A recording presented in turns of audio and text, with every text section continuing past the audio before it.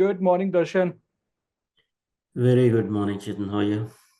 I'm good, Darshan. So glad to have you on this podcast we call Crossing the Chasm AI Adoption in Organization. It's my pleasure, and good to be associated with you after such a long time as well. Cool.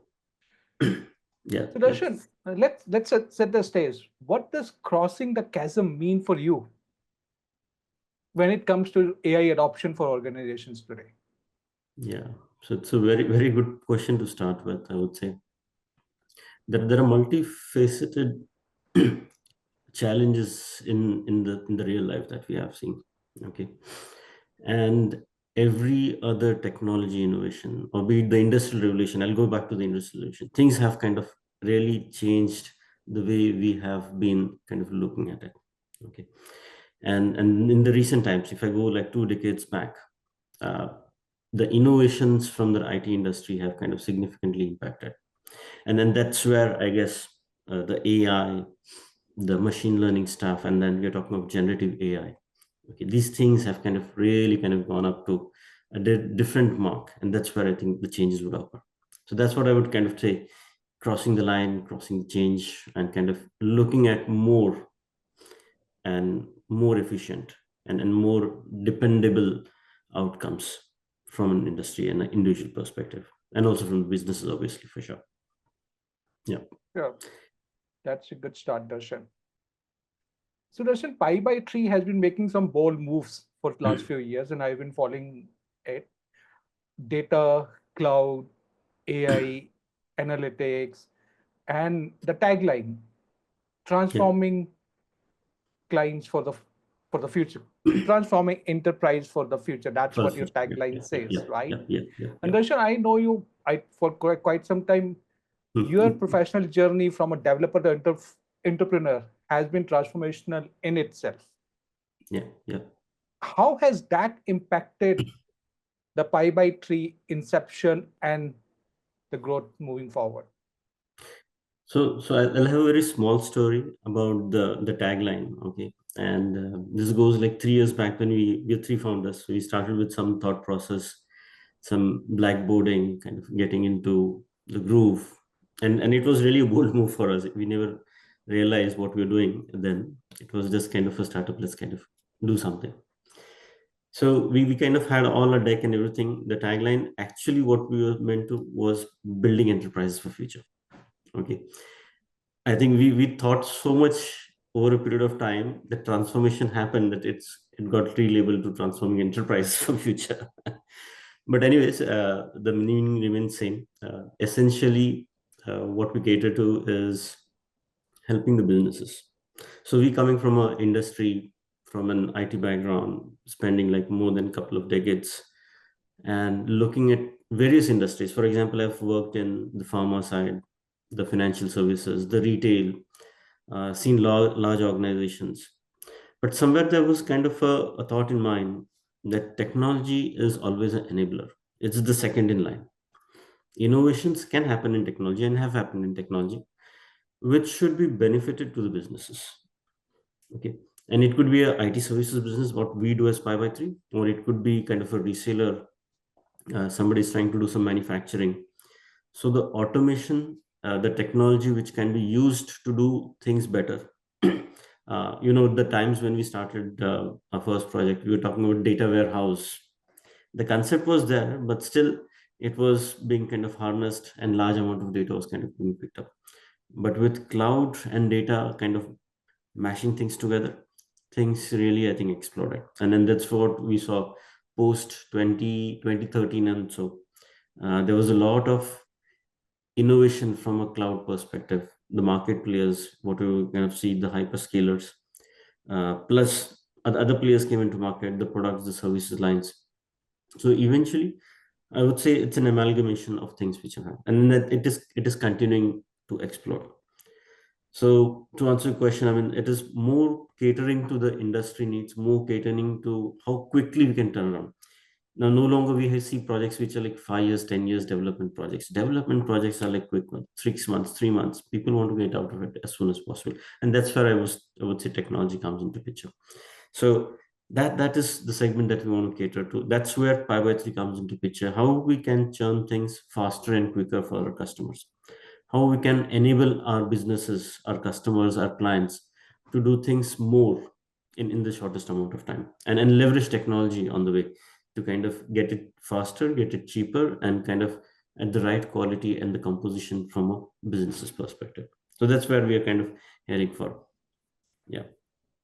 That's for the tagline, Darshan. You Pi by tree, and I understand. I was talking to you. Pi is has to something to do with the data models and all, right? So, where exactly the Pi by tree came from? So another good question. We have been asked this question by so many people. Okay, and I myself kind of read this is PibyThree is the brainchild of one of the founders, Mr. Himanshu. Okay, that's the name he kind of suggested. We were kind of thinking of meta something, then something something. Then we kind of he got the idea of PibyThree. Now, essentially, pi, okay, is something, if you really see, if you look from a mathematical notation perspective, it's a never-ending series of digits.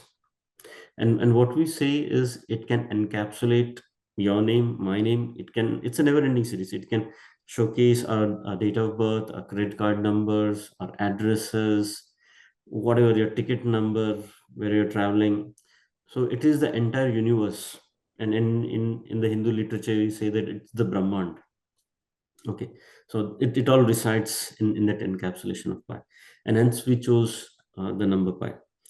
Again, if you do a deep dive from a mathematics perspective, look at pi. Pi is not 22 by 7. Pi is 221 by 73. Okay, so it's again a uniqueness of that mathematical notation kind of getting derived. So our objective on how we assimilate pi and how we kind of make an analogy to the pi is we want to be the partner who can make the businesses successful. Okay, so be it a data problem, be it a challenge in terms of the performance, what we've seen as the data volume has increased, or the newest and the greatest in technology from a Gen AI perspective. We want to be the part of the organization which can help the organization succeed, and hence the name pi. And by three is not a division by three, it's because there are three founders, hence it is by three. It is, so people have a misconception of 22 by 7 again divided by 3, so that's not the case. Yeah. The pi is limitless, like the future. Limitless. Yes, and Nice. we want to be that. Yeah, yeah. Yeah, excellent. So, being a co-founder, Darshan, and the CEO of Pi by Tree, Mhm. uh, and technology is definitely part of it. The other two, I think, the critical part of any organization is the people and the business. So, what were some fundamental, foundational elements about technology? And you cover technology. Maybe we can cover more about the people and the business Yeah. you Mhm. have kept in mind while establishing and growing Pi by Tree. So at this juncture, and all the founders are of the similar age. It's always good to do what you have done better in the past, or kind of harness it and then get to the next level. So we come together with a formation of data, custom application, then cloud. These are the three components we kind of bring in as founders. And we thought it's better to kind of take it to the next level than going into Salesforce or ERPs of the world. It's not that it cannot be done, it can be done. You can hire people and you can do things. But what we thought is something which is close and what we are good at, we should do those things. And hence we formulated what PibyThree should be known for. So PibyThree should be known for it's a cloud agnostic company. It should be known for data on cloud kind of stuff. It should be known for the cloud infrastructure setup, setting up the elements, giving, and then with the advent of new services, if you've seen on the cloud, every day you see one of the cloud service providers is getting newer and newer services. So it's very challenging from a customer perspective to understand, assimilate, make change, and then proceed. But that's where the efficiency lies. Okay. So we wanted to kind of ring fence those kind of opportunities and get the benefits, obviously in a nicer way in terms of without impacting the businesses. And that's what we started. So fundamentally, we focus on five areas from a PibyThree perspective. We say we do cloud strategy, we do cloud roadmaps, cloud implementations. We are into data analytics, advanced analytics. Thirdly, we are into FinOps, more of optimization of adaptation of cloud, which has happened like few years back. Fourth is app modernization, and fifth is IT automation. So these kind of everything touches cloud and data. And then again, with cloud, everything has a very thin line across the board. But yeah, that's what we chose for.